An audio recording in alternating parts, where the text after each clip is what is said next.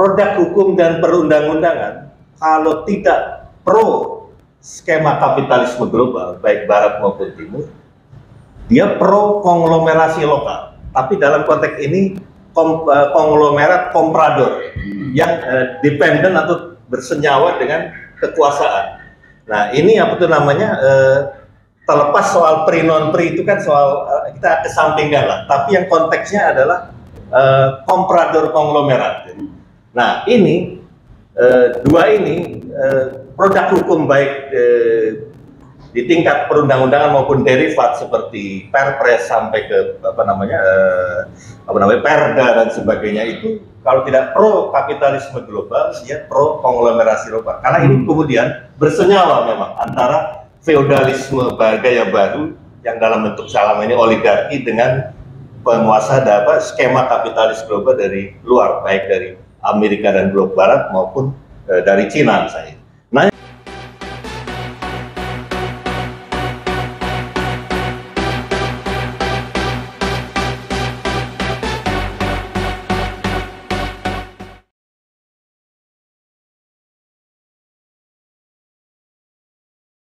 Assalamualaikum warahmatullahi wabarakatuh. Waalaikumsalam.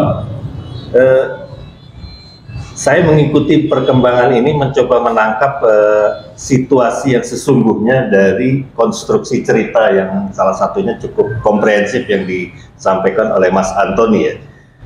Ini memperkuat yang selama ini saya kembangkan dari 2008, adanya pelemahan sistem kenegaraan. Jadi bukan sekedar pemerintahan. Dan itu tiga hal ini akan sangat paralel dengan kondisi yang terjadi di Rempang baru-baru ini. Pertama adalah sistem politik yang koruptif di semua tingkatan. Dan itu bukan gratifikasi tok ya, karena itu hanya derivat kalau penyuapan, bribery, segala macam itu. Tapi bagaimana pejabat publik itu dengan mindset yang dibangun melalui rekrutmen politik, baik di DPR maupun eksekutif, membangun satu pandangan atau dipaksakan satu pandangan bahwa melegokan kewenangan sebagai pejabat ataupun di legislator itu bukan hanya sah-sah saja tapi oke-oke saja gitu. Nah, ini yang menjadi satu mindset di mana korupsi itu hanya buahnya gitu. Dalam konteks jadi sistem politik yang koruptif, bukan sekedar korupsi sebagai praktek bribery atau gratifikasi. Itu satu. Nah, yang kedua, ini yang langsung relevan dengan tadi yang sudah disampaikan Mas Antoni sebenarnya, yaitu apa?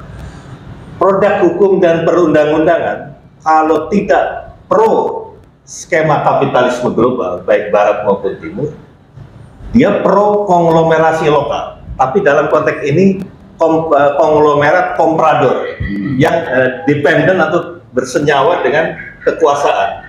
Nah, ini apa tuh namanya, terlepas soal pri non pri itu kan soal kita kesampingkan lah. Tapi yang konteksnya adalah komprador konglomerat. Nah, ini dua ini produk hukum baik di tingkat perundang-undangan maupun derivat seperti Perpres sampai ke Perda dan sebagainya itu kalau tidak pro kapitalisme global, dia pro konglomerasi lokal. Karena ini kemudian bersenyawa memang antara feodalisme gaya baru yang dalam bentuk selama ini oligarki dengan penguasa skema kapitalis global dari luar, baik dari Amerika dan blok barat maupun dari Cina misalnya. Nah, yang ketiga ini juga terkait ke dalam konteks peristiwa di Rempang itu. Kearifan lokal tidak menjadi tuntunan dan pedoman di dalam menangkal arus globalisasi maupun di dalam membangun atau menginspirasi lahirnya kebijakan-kebijakan strategis nasional maupun daerah yang mengacu pada aspirasi geografis. Nah, di sini dalam konteks 3 poin ini kita sudah bisa gambaran skenario tindakan apa sebetulnya yang kita harus lakukan bukan hanya sekarang dalam arti merespon kasus Rempang ya, karena ini juga akan sudah pernah terjadi yang lain-lain dan juga mungkin kemungkinan ke depan potensial juga dan terjadi, dan ini juga sekaligus akan adanya satu kepemimpinan baru di 2024, yaitu apa? Perlunya geopolitik menjadi dasar input penyusunan kebijakan strategis baik di sektor politik, ekonomi, sosial, budaya, pertahanan, keamanan, dan juga tentu kaitan ke ideologi Tadi kan nyinggung soal sosialisme yang sudah ditekankan di dalam konteks undang-undang agraria, itu jelas harus jadi patokan. Nah, ini yang saya kira menjadi penting untuk membahas ke aspek kedua, karena tadi disinggung soal investasi. Ya betul, memang ini bukan persoalan investasi, tapi ada persoalan yang kait-mengkait, apalagi di bawah-bawah, bukan persoalan terkait Tommy Winata dana PT Makmur, Elok Geraha Mek ini, tapi juga belakangan terlibat Sinyi. Nah, ini akan menjadi penting untuk kita lihat, karena dari awal periode pemerintahan Jokowi JK maupun Jokowi Ma'ruf, saya sudah selalu ingatkan, membangun hubungan bilateral yang setara dan saling menguntungkan dengan RRC itu bagus, karena ini menyangkut mengimbangi skema kapitalisme global Amerika dan Barat yang sudah lebih dulu memang lebih senior sebagai imperialis gitu. Tapi problemnya dari awal melibatkan hubungan bukan lagi bilateral pada prakteknya, tapi trilateral, karena melibatkan the Taipan ini, overseas Chinese, yang sebetulnya kalau kita belajar historis, nah ini menarik, Sinyi ini kalau saya pelajari, ini kan pusatnya di Hong Kong. Nah, kita harus lihat Deng Xiaoping ketika 97 Inggris kembalikan Hong Kong, Deng Xiaoping sebagai pemimpin dia bijak. Di satu sisi ini harus kembali ke daulat, karena ini kan udah sewanya expired. Tapi dia juga melihat realitas di Hong Kong. Ini kan kekuatan kapitalis global yang eling up ke Inggris, ke Amerika, apalagi dia Commonwealth. Nah, artinya apa? Dia mungkin one country two system awalnya untuk menenangkan situasi di Hong Kong. Tapi inspirasi geopolitik Deng apa yang menarik? Kalau begitu, overseas Chinese yang pada Taipan yang di Asia Pasifik, kita jadikan alat. Nah, ini tapi menarik. Dia sosialis, tapi memperalat kapitalis. Nah, di dalam konteks ini, kalau dari sisi kebijakan RRC yang visinya adalah memodernisasikan masyarakat sosialis berwatak Cina, itu sah, dia memiliki itu, dan negara yang kendalikan. Nah, kita, Taipan ketika dilibatkan oleh pemerintahan Jokowi dalam segitiga, itu selain itu jadi trilateral, banyak titipan-titipan yang kemudian bukan G2G, tapi business to business.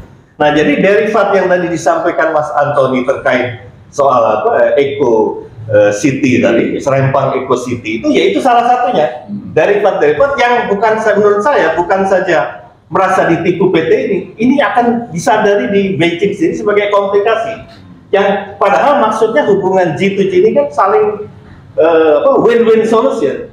Kalau Pakistan Iran bisa equal dengan RRC dan membuat Amerika ketakutan setengah mati, kenapa kita nggak bisa sebetulnya? Problemnya kan di kita berarti kan, di dalam elit-elit lokal yang pada dasarnya oligarki ini sangat puas diri sebagai hotspot gitu. Padahal dia bukan perusahaan server, dia tetap dikendalikan perusahaan server, tapi dia merasa sebagai hotspot punya daya tawar tinggi, padahal dia alat gitu. Nah, ini yang harus reframing di ke depan ini, membingkai ulang cara pikir ini, dan itu salah satu caranya adalah visi geopolitik untuk melihat itu. Nah, bagaimana konteks geopolitik ke konteks ke Rio? Pertama, kita harus paham karakteristik geografis, karena ini menyangkut aspirasi geografis. Pertama, lokasi geografis bukan hanya Rempang, tapi dalam konteks dia Kepulauan Rio, betul? Nah, ini kan juga menjadi memang pertarungan bukan hanya di militer, tapi juga di politik ekonomi antara Amerika Cina yang makin merajam di Asia Pasifik, dan Rio, terutama di masa lalu dalam konteks ini buat Inggris ini memang persoalan all out juga. Nah, di dalam konteks Rio ini kita lihat lokasi geografis aset sebetulnya. Jadi jangan kau kira cuma sumber daya alam aja aset itu. Lokasi geografis aset. Kenapa dulu Cina begitu ingin eager dilibatkan dalam salah satu kawasan ekonomi khusus yang namanya Bitung di Sulawesi Utara?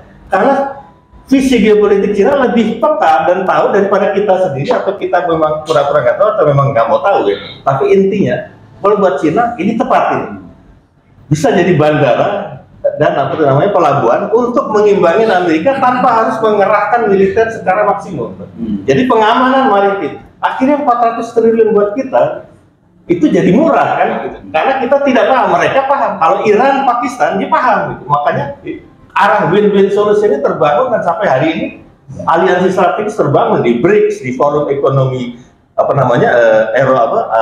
Euro Asia itu, Eropa Asia, Kembang itu cukup bagus. Nah, di dalam konteks ini, lokasi geografis Riau terkait Rempang jadi penting karena dia maritim, kan?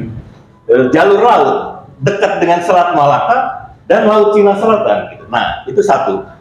Kedua, memahami karakteristik geografis itu adalah mengaitkan antara budaya lokal, artinya termasuk kearifan lokal di sini, kolektif society, karakter kolektif masyarakatnya. Dan tentu saja di dalam konteks ini adalah kondisi fisik lingkungan, bisa maritim, bisa pertanian pedalaman, bisa pegunungan. Dan dalam konteks Rempang ini maritim. Jadi watak masyarakatnya juga baik masyarakat adat maupun masyarakat umum pada di lokasi geografis itu punya watak yang khas sendiri. Dan ini yang diabaikan kan begitu di dalam konteks puncaknya memang kemudian kulminasinya terjadi yang kita semua sudah tahu beritanya itu kan. Nah, ini reframing juga bagaimana mengaitkan budaya lokal yang merupakan buah dari persenyawaan masyarakat kolektif di daerah itu dan kondisi fisik lingkungannya. Kalau dia pegunungan, wataknya beda, temperamen, cara merespon kejadian dan cara pandang melihat dunianya juga beda-beda antara orang-orang maritim yang berdasarnya kayak pesisir, ini kan pesisir. Terus pesisir dan pegunungan, dan yang nggak penting juga pertanian. Tapi kalau ini kan banyak di Jawa ya di dalam konteks ini. Nah, ini perlu di reframing di dalam menjadi dasar input-input geopolitik. Nah, disinilah pentingnya kemudian aspek-aspek yang melibatkan itu semua. Betapa pentingnya bahasa, adat istiadat. Nah, ini kaitan nanti ke tanah segala ini kan bukan sekedar komoditas ekonomi tanah itu, tapi buat mereka. Dan saya kira di daerah lain juga itu satu yang something cultural, bahkan spiritual. Nah, itu yang perlu diperhatikan. Bagaimana ini kalau menyentuh aspek ini pada ini arus bawah ya, kayak masyarakat adat ini, kearifan lokal itu penting. Nah, terkait dengan itu, dari cerita banyak konsul kita masuk Mas Antoni, yang saya menjadi tanda tanya besar ini, kalau dari era Pak Harto, sebetulnya ini kan sudah kayak semacam kesepakatan umum di elemen masyarakat di Rempang dan Riau pada umumnya. Rempang itu akan menjadi zona pariwisata dan itu skema rencana itu. Artinya apa? Aspek geopolitik itu sudah pasti akan menjadi dasar utama karena di situ bukan hanya melestarikan situs para leluhur, tapi juga melestarikan masyarakat adat itu sendiri dengan segala aspeknya kan gitu. Nah, itu kemudian pariwisata, bahwa kemudian nanti mengembangkan industri perdagangan atau macam ragam, tetap skemanya itu pariwisata terkait kawasan budaya. Nah, kalau kita lihat di dalam konteks Rempang, saya lihat memang dengan skema Eco City-nya Rempang Pak Tommy ini dan MAC ya, dan belakangan melibatkan Cina juga. Ini kalau kita lihat dalam konteks perkembangan ini seakan-akan mengabaikan aspek geopolitik ini. Dalam arti bahwa perkembangan-perkembangan yang terjadi terkait ini sekarang di dalam skema Eco City ini kan bukan hanya pariwisata memang ada, tapi ada di situ perdagangan dan ekonomi. Problemnya adalah Indonesia yang selalu saya kritik pasca Orde Baru itu, bahkan di era Pak Harto itu kan ekonomi menjadi panglima ketika menjadi antitesis Bung Karno. Walhasil cara pandang pragmatisme yang terbangun itu adalah buahnya dari pendekatan ekonomi. Nah, Cina mengintegrasikan waktu zaman Deng sampai hari ini Jinping itu mengintegrasikan pertanian, industri, ilmu pengetahuan dan teknologi, dan pertahanan keamanan atau militer sebagai satu yang terintegrasi, dan itu artinya strategi kebudayaan, mencinakan kembali komunis. Nah, sementara kita dari dulu sampai sekarang, bahkan pasca reformasi, itu sektoral, perdagangan punya mau sendiri, ekonomi punya mau sendiri. Nah, apa jadinya pariwisata ketika ditumpuk ke dalam seakan-akan terintegrasi, tapi ini akan dieksploitasi.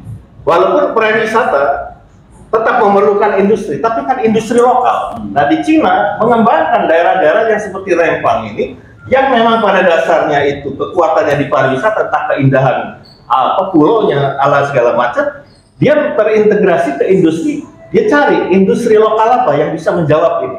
Sebagaimana kalau pertanian supaya kapasitas produksi meningkat, seperti apa industri lokal yang harus dibangun misalnya gitu kan, atau impact apa yang bisa didaya guna diinspirasi dari sini untuk temuan-temuan baru dalam ilmu pengetahuan dan teknologi terintegrasi. Nah kalau di kita sementara ini kan belum selesai, apa masih sektoral. Kadang-kadang ini aja termasuk omnibus law dalam titik tertentu mungkin Pak Mahfud ada benar yang mencoba menshelterkan semua ini ketika misalnya pelindungan hidup sudah mengeluarkan ini, perlu ini belum, atau sebaliknya menteri ini sudah mengeluarkan yang ini belum. Jadi akhirnya malah menjadi bagian pertarungan antar raja-raja kecil di dalam konteks nasional maupun ini apa. Jadi dalam konteks ini skema ekositi yang melibatkan apa namanya perdagangan ekonomi selain memang pariwisata dimasukkan, tapi sudah berubah dalam skema awalnya itu yang sudah disepakati di era Soeharto yang harusnya berkembang di era reformasi itu ya tetap pariwisata. Nah itu yang belakangan kan mengesahkan juga di komunitas-komunitas akar rumput ya, seperti di adat dan kearifan lokal pada umumnya. Nah saya kira itu yang saya mau sampaikan, yang pada intinya adalah karena ini menyangkut ketahanan nasional dan ketahanan kultural bangsa kita, termasuk di daerah-daerah masing-masing, maka kita harus kembalikan geopolitik sebagai ilmunya ketahanan nasional. Assalamualaikum warahmatullahi wabarakatuh. Terima kasih.